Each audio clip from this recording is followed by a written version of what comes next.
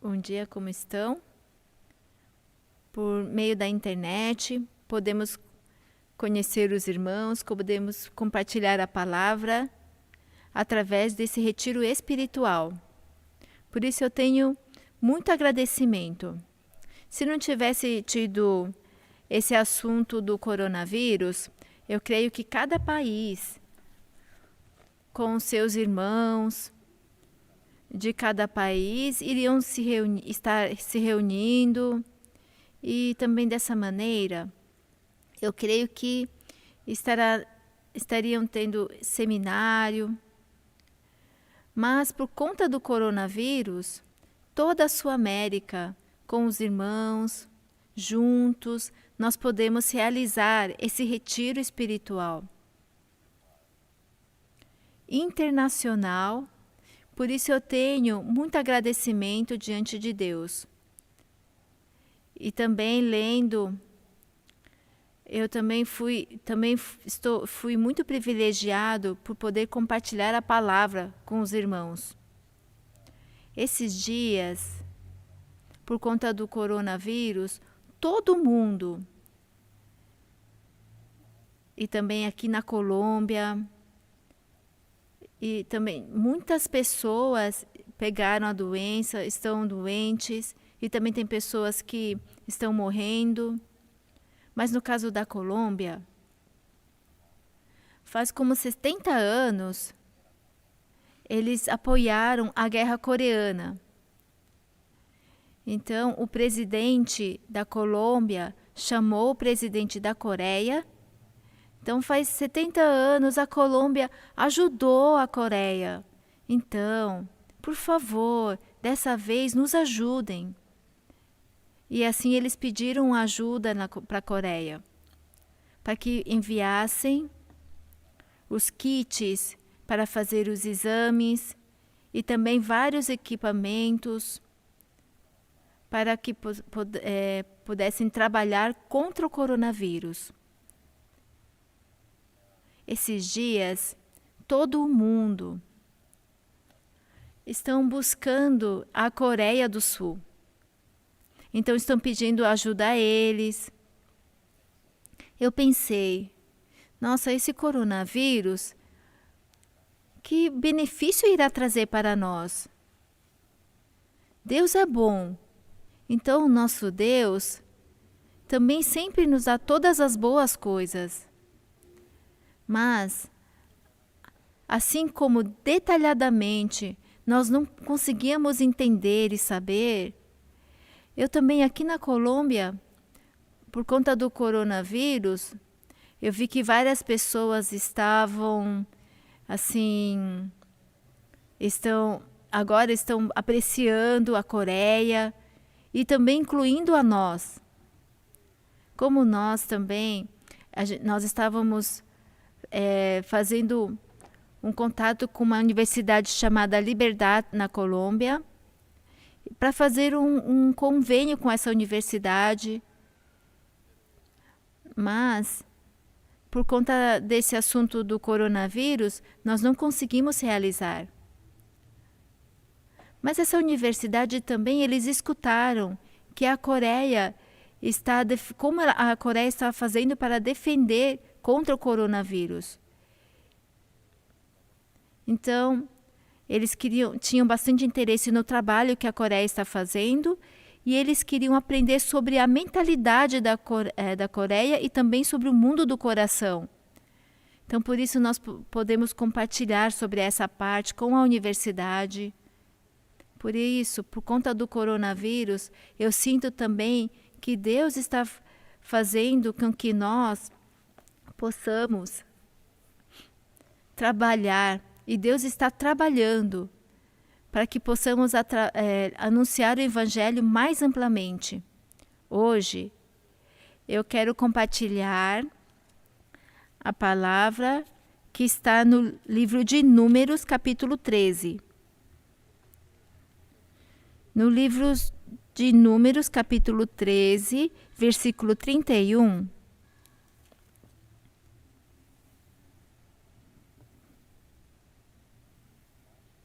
Porém, os homens que com ele tinham subido disseram: não poderemos subir contra aquele povo, porque é mais forte do que nós. E, diante dos filhos de Israel, infamaram a terra que haviam espiado, dizendo: a terra pelo meio da qual passamos a espiar é terra que devora os seus moradores. E todo o povo que vimos nela são homens de grande estatura. Também vimos ali gigantes. Os filhos de Anak são descendentes de gigantes, e éramos aos nossos próprios olhos como gafanhotos, e assim também o éramos aos seus olhos. Capítulo 14. Levantou-se, pois, toda a congregação e gritou em alta voz, e o povo chorou aquela noite. Todos os filhos de Israel murmuraram contra Moisés e contra Arão. E toda a congregação lhes disse: tomara tivéssemos morrido na terra do Egito, ou mesmo neste deserto. Até o versículo 2. Esses dias eu estive pensando, o servo de Deus, o pastor Oxoparque, ele realmente está investindo toda a sua vida, todo o seu tempo. E assim, o servo de Deus, ele investiu muito pelo Evangelho. Eu creio que o nosso Senhor investiu mais, não é mesmo? Assim, Deus, para nos salvar, para salvar o mundo e salvar a nós também, investiu muito. Porque realmente Jesus Cristo é mais precioso, mais valioso que todo o universo. Mas Jesus morreu lá na cruz para nos salvar. Como o Criador, o nosso Senhor, entregando a sua vida, assim Ele salvou a nós. Neste mundo, há muitos golpistas e também falsificadores. Mas, da mesma forma que existem muitos golpistas, por quê? Porque tem aquelas pessoas que caem nos golpes. Por isso, as pessoas fazem golpes. Então, a pessoa, por ser sábia ou inteligente, então não vai cair em golpes. Mas, se não tivesse as pessoas que caem, não haveriam golpistas. Por isso, os golpistas eles não conseguem aplicar o golpe em todo mundo. Então, nem todos caem nos golpes. Então, realmente, aquelas pessoas que caem nos golpes é aquelas que têm a mentalidade igual dos golpistas. Então, por exemplo, neste mundo, dizem que não tem nada que seja grátis. Mas uma pessoa trabalhando um pouquinho, ela quer ganhar muito. Então, a maioria dos golpistas, como que eles chegam junto? Ah, dessa vez eu planejei um projeto, um negócio. Como eu necessito de dinheiro, de capital, por favor, você me empresta $100. E em um mês eu vou te pagar $1.000. Então, as pessoas que escutam pensam, nossa, que bom! Somente com $100 eu investindo, em um mês você vai me pagar $1.000? Nossa, isso é muito bom! Então, se esse projeto realmente fosse muito bom, então por que o banco não iria emprestar dinheiro a eles? E também, então a taxa de juros do banco é muito menor, não é? Então por que $100 de empréstimo em um mês conseguiria pagar $1.000. Esse tipo de negócio, ele realmente não existe nesse mundo. Então, verdadeiramente, como eles querem ganhar dinheiro, então por que eles pedem esse tipo de empréstimo para as pessoas? Mas as pessoas escutando isso, elas pensam, nossa, que bom negócio esse! Nossa, que projeto bom! Então, escutando isso, e aí acaba investindo $100. Nossa, eles vão me dar $1.000? Se eu investir $1.000, então eles vão me pagar $10.000 em um mês? Então, realmente, sem trabalhar, querem ganhar dinheiro. Esses são os golpistas. Então, os que caem nos golpes, essas pessoas têm o mesmo coração, a mesma mentalidade. Sim, quer ganhar sem trabalhar. E dessa maneira, acabam caindo em golpes. Investindo um pouquinho, querem ganhar muito. Então, eu pensando, vendo o meu coração também. Como realmente, investindo um pouquinho, eu queria ganhar muito. Mas vindo o servo de Deus e vendo também o coração de Jesus Cristo, eles investiram muito. Assim, Jesus Cristo, ele investiu a sua vida. Então, ele investiu a coisa mais valiosa que todo o universo. E o que ele ganhou? Ele ganhou uma pessoa defeituosa, uma pessoa fraca, perversa. Então, como eu sou uma pessoa tão inútil e também tão tola, realmente digna de ser destruído. Mas Deus, para salvar uma pessoa tão defeituosa, investiu a vida do seu Filho Jesus Cristo. Eu me sinto maravilhado, porque neste mundo não existe esse tipo de coisa. Como que para salvar uma pessoa, como a Bíblia diz, como um homem como se fosse um vermezinho, como que para salvar um vermezinho, entrega a pessoa de uma vida? Realmente não é algo que pode acontecer, mas Deus entregou a vida do seu Filho, que criou todo o universo, todo o mundo, ele entregou para salvar a nós. Na minha casa, o Evangelho entrou em 1982. A minha mãe foi a primeira a receber a salvação, depois as minhas irmãs, e eu também recebi a salvação. No começo, o meu pai apoiou bastante para que a gente pudesse ir para a igreja, e também ele gostava muito que a minha mãe, que ela fosse à igreja. Por isso, ele pegava o seu carro e nos levava até a igreja. Mas, passando algum tempo depois, Satanás também começou a trabalhar.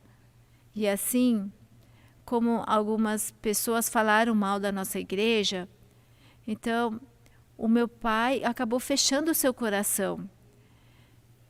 E como as pessoas diziam, a sua esposa está congregando nessa igreja. Nossa, a sua família vai fracassar, o teu casamento vai fracassar. Assim as pessoas ficavam dizendo para ele. E o meu pai não gostou. Por isso ele não queria que a minha mãe e nós fôssemos congregar na nossa igreja. Então, por isso ele nos perseguiu muito. Por conta dessa perseguição era muito dura para nós, para minha mãe também. Por fim, todos nós, os meus irmãos, as minhas irmãs, eu também, nós acabamos partindo da igreja. Mas a minha mãe ela continuou na igreja. E depois de passar algum tempo, essa perseguição do meu pai diminuiu. Mas nós não conseguíamos regressar assim facilmente para a igreja. A minha mãe sempre orava. E ela sempre compartilhava a palavra. Então, uma vez o meu coração partiu da igreja. Uma vez que o meu coração partiu da igreja, o meu coração rapidamente caiu no mundo. Então, um dia, eu levei o meu amigo lá em casa. Enquanto eu estava tomando banho, minha mãe pegou o meu amigo e começou a compartilhar a palavra para o meu amigo. E quando eu saí do banho, eu vi que o meu amigo não estava gostando da minha mãe pregando. Então eu disse para minha mãe: Mãe, minha mãe, deixa ele. Ai, vamos, amigo, vamos embora. Então meu coração estava bem fechado, bem duro em relação à igreja. E depois Deus me permitiu muitas dificuldades, muitos problemas. Então, na minha vida, eu tive muitos acidentes, também doenças. Eu tive muitos problemas e dificuldades. Então, a cada momento, a minha mãe me dizia: Filho, Deus quer que você retorne para a igreja. Por isso que Deus está permitindo essas coisas. Mas eu não escutava. Por fim, Deus me permitiu um assunto, me permitiu um momento que eu participei do retiro e Deus trabalhou no meu coração. Aí eu retornei para a igreja, porque eu me senti, essa igreja é onde tem verdadeiramente o descanso e a paz. Então, eu deixando a igreja, me permitiu sofrer. Então, até agora, como eu tinha vivido? Quando eu era pequeno, eu agarrava uma formiga e essa formiga, eu queria que ela comesse.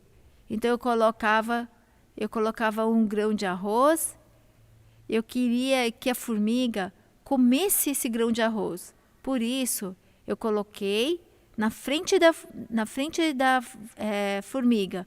Mas a formiga ela não queria comer, então ela fugia. Então eu fechava de um lado para que ela não fugisse, para que ela pudesse voltar para a comida. Mas ela não ia para a comida, ela escapava pelo outro lado. Então eu tampava também esse outro lado. Mas ao invés de ir até a comida, ela escapava, eu tapava. Mas eu fiquei ali 1 hora tentando fazer com que a formiga viesse comer aquele grão de arroz. Mas ela só tentava escapar. E então, naquele momento, a minha mãe me chamou, ela falou: filho, vem aqui comer. Então eu levantei e fui comer. Então essa formiga que ela não queria comer, o que eu fiz? Eu fui lá, pisei nela. E aí eu voltei para casa para almoçar. Então eu pensava: nossa, se eu fosse Deus, como que eu faria com uma pessoa como eu? Eu pensei, eu também, eu aguentei tanto tempo. Então, por que a formiga não veio para comer? No final, eu fiquei cansado e pisei na formiga e matei a formiga. E levantei. Então, assim, eu vendo a minha pessoa, eu também fiz o mesmo, como essa formiga. Mesmo o Deus, meu Senhor, para que eu pudesse regressar para o seu seio, para os seus braços. Deus, Ele me permitiu várias dificuldades, tampando de um lado, tampando de outro. Então, quando Ele tapava um caminho, eu pensava: ai, por que não me deixa em paz? Ai, por que não dá nada certo? Ai, eu ficava bem irritado por ver essas dificuldades, as situações. Mas, depois de retornar, eu me dei conta de que Deus, para que eu pudesse retornar, para que eu pudesse voltar para os seus braços, para isso Ele havia trabalhado. Ele não ficou perguntando por que você fracassou.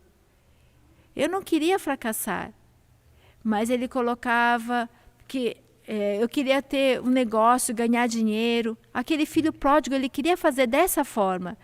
Pai, olha, eu ganhei muito dinheiro. Eu consegui ter esse êxito. Eu creio que o filho pródigo queria falar dessa maneira. Mas, totalmente, ele fracassou. Ele sentiu que ele ia morrer. E por isso, no final, ele regressou para o seu pai. Assim também eu me sentia, da mesma forma que ele fez com o filho pródigo, como o filho pródigo totalmente ele fracassou em todas as coisas da sua vida, mas isso era a obra de Deus para que ele pudesse retornar para Deus. Eu também me sentia assim, da mesma forma. Por que tem tantas dificuldades na minha vida?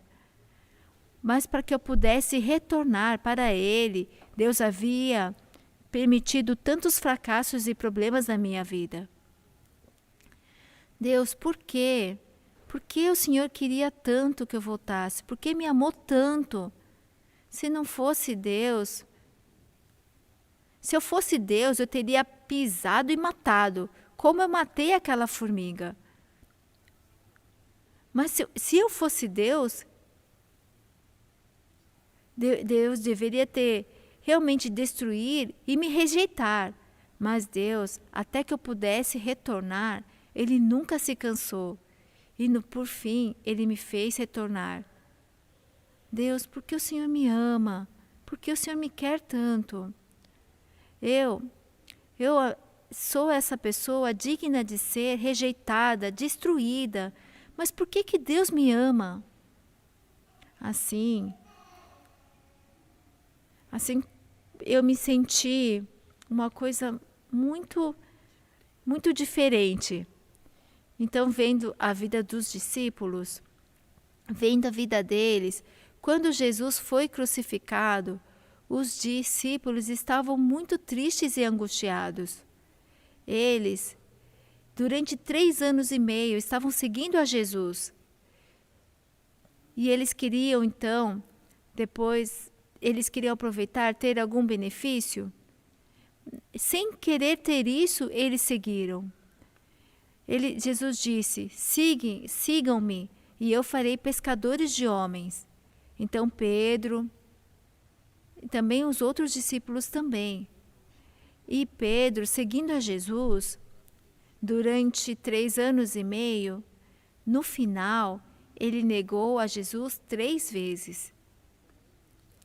Como ele dizia, Senhor, eu não te deixarei. Não, você vai me negar 3 vezes.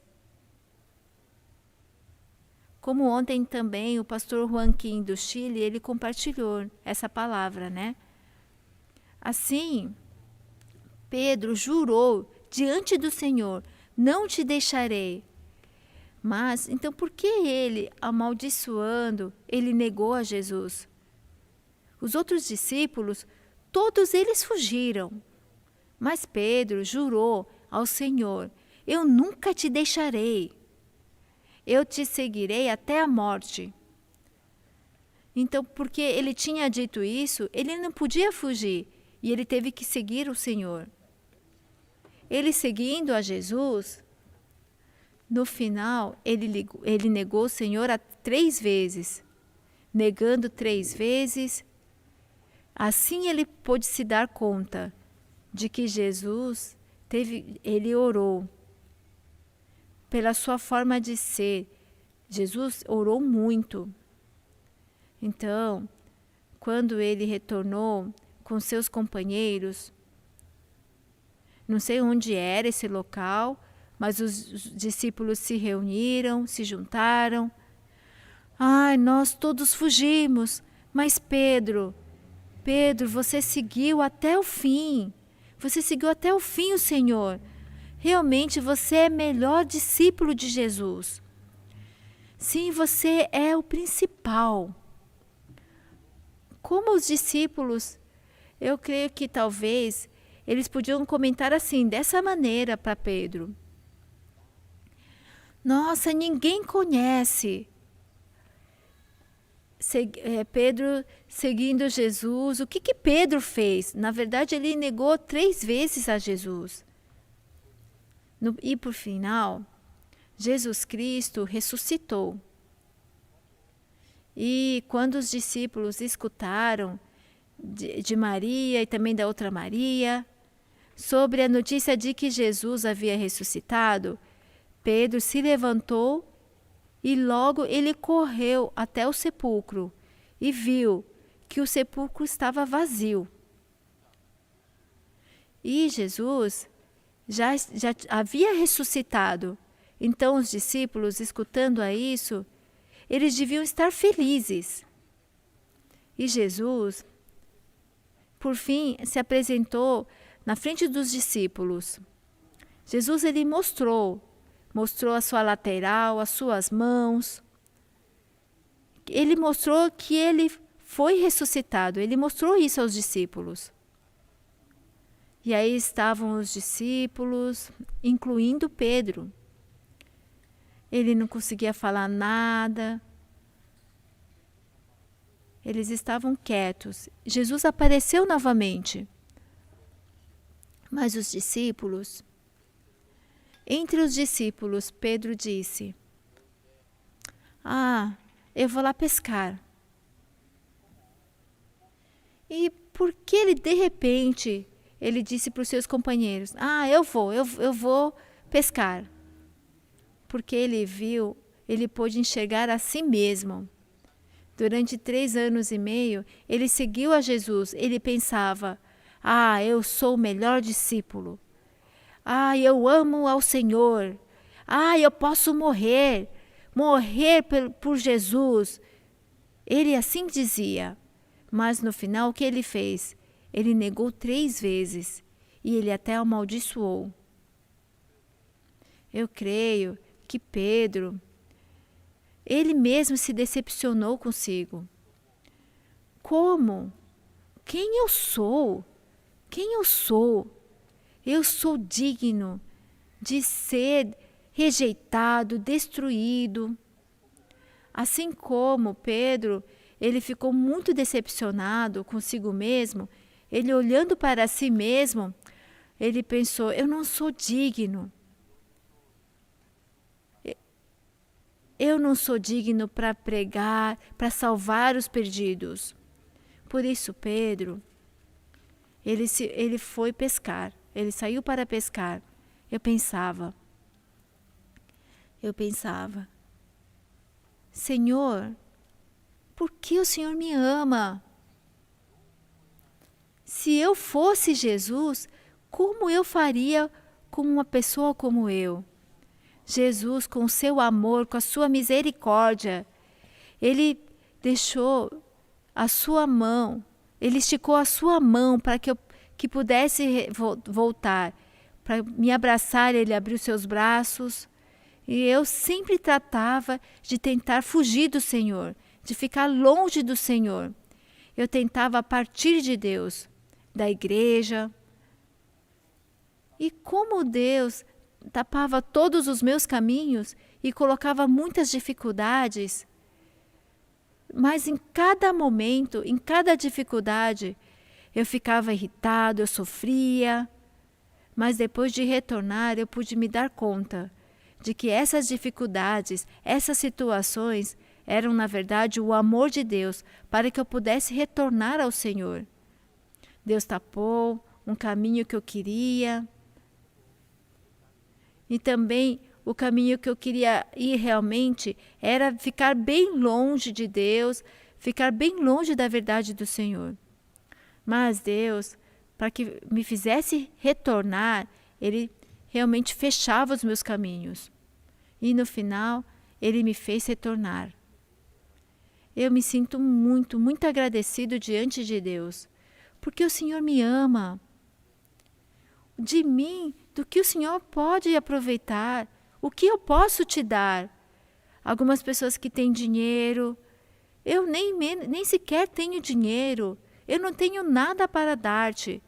Então, por que o Senhor, do que o Senhor pode tomar proveito de mim?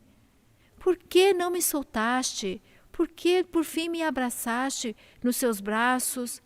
E assim eu tive muito agradecimento dentro do meu coração e orava muito a Deus para agradecer.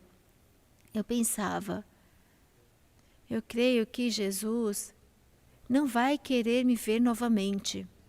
Eu neguei 3 vezes e até mesmo amaldiçoando. Se eu fosse Jesus, se fosse o mestre, como eu faria com um discípulo que traiu? Se eu fosse Jesus, com um discípulo que me traiu, eu não ia querer ver esse discípulo. Como eu vou me arrepender do que eu havia feito? Mas o meu Senhor era diferente. Então, nesse dia também, eu estava pescando e eu não consegui pescar nada. E Jesus perguntou para os seus discípulos, vocês conseguiram pegar algo? E os discípulos disseram não. Então falou, jogue a sua rede à direita.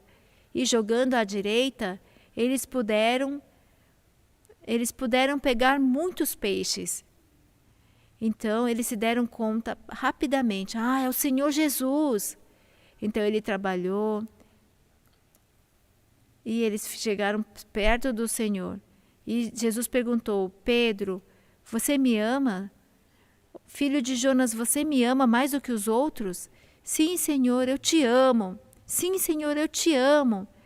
Eu creio que ele poderia dizer, Senhor, sim, eu te amo. Tu sabes. Por quê? Eu sou digno de ser destruído, rejeitado, amaldiçoado. Mas, meu Senhor, o Senhor morrendo, investindo a sua vida, me amou, me salvou. Como eu não te amaria? Eu sou digno de ser amaldiçoado, mas o Senhor me ama. Por isso veio por mim. Como eu não te amaria? Eu sou digno de ser rejeitado, mas meu Senhor, meu Deus, nunca me soltou. Por quê? Então, podia ter me perdido, podia ter me soltado. Então, Deus investiu demasiadamente, entregou o seu Filho para a morte, para nos salvar. Como nós lemos aqui em Números capítulo 13. Em Números capítulo 13, Moisés havia enviado 12 espias para a terra de Canaã. Os 12 espias, eles trouxeram 2 notícias. Realmente, a terra lá de Canaã, realmente fluía leite e mel. Olhem o tamanho das frutas que nascem lá. Como na terra de Canaã flui leite e mel. É uma terra muito, muito boa. Mas aqui, entre os 12, 10 israelitas, eles disseram, vamos ver aqui no versículo 31, porém os homens que com ele tinham subido disseram, não poderemos subir contra aquele povo, porque é mais forte do que nós. No versículo 30, Caleb estava dizendo, então Caleb fez calar o povo perante Moisés e disse, eia, subamos e possuamos a terra, porque certamente prevaleceremos contra ela. Então por quê? Porque Deus nos deu essa terra, a terra de Canaã. Deus nos entregou, nos deu, por isso nós podemos entrar.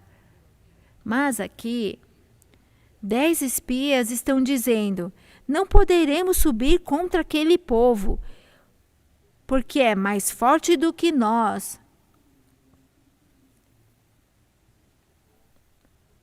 como nós, originalmente, nós nos reunimos aqui em Bogotá, num lugar que se chama Engatiba. Esse lugar é um pouquinho escondido, então muitas vezes os pastores que vêm aqui, eles me recomendaram, né, para que eu mudasse e procurasse um outro local. Mas eu me senti assim que isso não seria tão fácil. Porque no princípio eu pensava, eu tenho que procurar um lugar amplo. Mas aqui na Colômbia não é muito barato. E no final, por conta do empurrão dos servos, nós acabamos alugando uma casa grande. E nessa casa nos reunimos. No princípio, nós reunimos como 100, 120 pessoas. Mas, passando um ano, tínhamos por volta de 250 pessoas. E lá em Gatiba, era uma parte dos irmãos, eles estavam reunindo ali e depois, em um outro local mais central, estávamos reunindo também. Então, como os irmãos aumentaram muito, não cabia mais. E a gente precisava buscar um local mais amplo. Então, visitando os locais mais amplos, nós buscamos muito pela internet. Tem vários locais. Mas no final, nós encontramos um local assim que tinha mais ou menos 500 metros quadrados. E esse local era somente $1.300 o aluguel. Então, pensando, nós fomos até lá. E vendo o endereço, era um local muito bom, né? Era um local central. E nós fomos, mas o ambiente ao redor era pesado. Embaixo tinha um cassino e também tinha muitos vendedores que tocavam música alto. Mas quando o nosso salão ia ser nesse segundo piso, e nós fomos nesse local, era bem amplo, bem grande, mas o ambiente era muito pesado. E eu não conseguia tomar a decisão. Então eu anunciei à igreja e disse para os irmãos: irmãos, nós vimos um local, mas eu queria que os irmãos também vissem esse local. Por isso eu convidei os irmãos. E os irmãos, eles viram lá o local, né? E eu perguntei: e aí, irmãos? Mas eles não me diziam nada. Eles não me respondiam. Irmão, como você acha? O que te parece? Pastor, o local é amplo, é bom que é grande. Mas, pastor, eu vou procurar outros lugares, tá bom? Então, o que significa isso? Que ele não gostou, né? Então, alguns irmãos, eles saíram para procurar outros locais.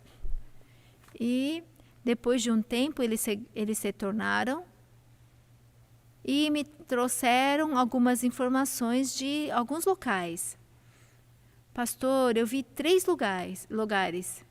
Entre esses 3 lugares, eu encontrei o melhor local. O salão é grande, do lado também. Tem o primeiro piso, o segundo piso, o terceiro piso. Assim, tem lugares para salão. E também no terceiro piso, também tem uma antena para fazer transmissão. Nossa, o local é muito bom. Eu falei: é mesmo? Então, e o tamanho? E o tamanho como é?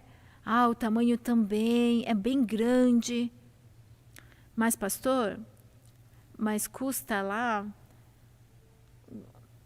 custa $4.500 mensais. Quando eu escutei isso, eu pensei: ele me mostrou também as fotos, né? Era muito bom mesmo. O local é muito bom. Mas quando eu escutei o preço do aluguel mensal, $4.500. Eu pensei, como esses 10 espias disseram, não poderemos, mas os homens que com ele tinham subido disseram, não poderemos subir contra aquele povo, porque é mais forte do que nós. Então, no meu coração, a primeira ideia que subiu foi isso. Nós não podemos. 4.500. Nossa, não, é muito caro. É muito caro. Então, por mês, a nossa igreja, então com todas as ofertas que entram, mais ou menos são $4.000. Mas, então, somente com aluguel, fora o restante das contas que a gente tem que pagar, $4.500? Não, a gente não pode. Não podemos. Mas, quando saiu isso da minha boca, nós não podemos? Não, irmão, nós não podemos. Mas, os irmãos que trouxeram a notícia, eles têm muito mais fé do que eu. Então, nesse momento, eu lembrei dessa palavra. Nossa, o que eu estou falando? Como estou falando, não podemos? Como apenas com toda a oferta que nós juntamos, dá $4.500. Como que nós vamos poder, somente com aluguel, gastar 4.500? Não podemos.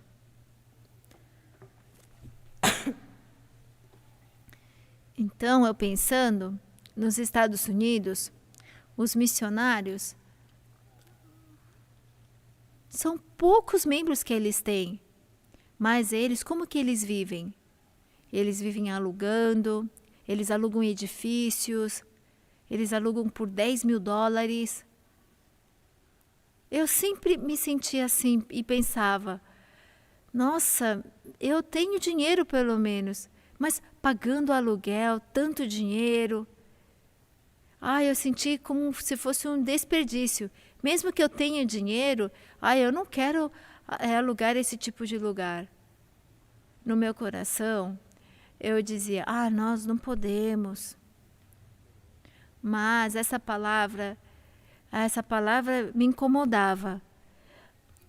Não podemos subir contra aquele povo. Os 10 espias que diziam assim. Então eu olhei para minha esposa e disse, olhe, os irmãos vieram e mostraram esse local e cobram assim. Aí minha esposa, nós não podemos. E eu abri essa palavra, Números capítulo 13, versículo 31. E eu li na frente da minha esposa. Porém, os homens que com ele tinham subido disseram, não poderemos subir contra aquele povo, porque é mais forte do que nós. Quando a minha esposa escutou isso, ela fechou a boca dela. Então essa palavra calou a minha boca. Então os israelitas que escutaram essa notícia, então todos eles, então no capítulo 14, versículo 1, levantou-se, pois toda a congregação e gritou em voz alta, e o povo chorou aquela noite. E todos os filhos de Israel murmuraram contra Moisés e contra Arão, e toda a congregação lhes disse, tomara tivéssemos morrido na terra do Egito, ou mesmo neste deserto. Então, aqui, depois os israelitas, eles já não puderam entrar na terra de Canaã imediatamente. Eles passaram 40 anos no deserto. Então vamos ver Números capítulo 14, versículo 34. Segundo o número dos dias em que espiastes a terra, 40 dias.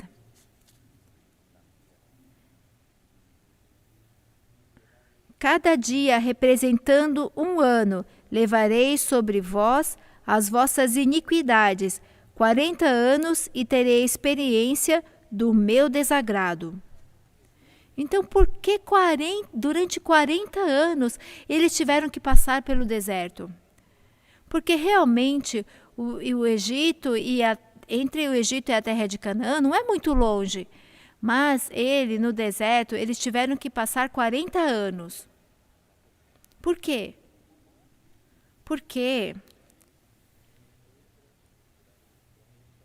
Porque levareis sobre vós as vossas iniquidades, 40 anos, como se fosse um ano por cada dia. Então, durante 40 dias, eles espiaram a terra de Canaã. Então, por isso, 40 anos, eles tiveram que passar no deserto. E logo também, todos eles morreram, exceto Caleb e Josué. Como que tantas pessoas que saíram do Egito morreram? Por quê? Então, no versículo 28, diz-lhes, por minha vida, diz o Senhor, que como falastes aos meus ouvidos, assim farei a vós outros. Então por que os israelitas morreram no deserto? Deus guiava eles. Guiava como se fosse um pai que leva o seu filho. Da mesma forma que um pai carrega o seu filho, assim Deus levava os israelitas. Ele levava eles pelo deserto, mas os israelitas murmuravam, eles sempre sofriam. Então, eles sempre diziam, eu quero morrer. Então, praticamente, segundo eles sofriam. Por quê? Porque eles também morreram. Então, Deus disse, então, da forma que falastes aos meus ouvidos, assim farei a vós outros. Então, os israelitas, o que eles disseram? O que eles diziam? Em Números 14, versículo 2, eles murmuraram contra Moisés e contra Arão, e toda a congregação lhes disse, tomara tivéssemos morrido na terra do Egito, ou mesmo neste deserto. Assim eles disseram. Então, segundo da forma que eles falaram, da forma que Deus escutou, assim Deus fez para eles. O que eu estou dizendo? Vendo essa situação. Não poderemos subir contra aquele povo, porque eles são mais fortes do que nós. Então, por que nós sofremos? Por que os israelitas morreram no deserto? Deus, para levar a terra de Canaã, ele tirou esse povo do Egito. Mas eles acabaram morrendo no deserto. Diante dessa palavra, Deus me fez pensar muito. Desde agora, o que vai acontecer na minha vida? Assim como os israelitas. Tomara morrêssemos na terra do Egito, ou mesmo nesse deserto, tomara tivéssemos morrido. Então eu também, na minha vida, no meu futuro, o que vai passar? O que vai acontecer? Estamos em 2020, 2021, 2022, 2023. No meu futuro, o que vai acontecer? Então, eu vou crer no meu pensamento ou eu vou acreditar na palavra de Deus? Assim como Caleb e Josué, pela fé, por crerem na palavra de Deus, eles disseram, no capítulo 13, versículo 30, então Caleb fez calar o povo perante Moisés e disse, eia, subamos e possuamos a terra, porque certamente prevaleceremos contra ela. Então, porque nós somente somos fracos, somente por nós não podemos. Mas Deus foi que investiu demasiadamente por nós. Quando eu vejo, eu sou digno de ser destruído, de ser rejeitado. Assim como Pedro, durante 3 anos e meio, no final ele acabou negando ao Senhor, ele traiu ao Senhor. Eu sou traidor. Eu sou rebelde contra o Senhor. Mas por quê? Porque o Senhor me ama. Porque o Senhor quer a mim.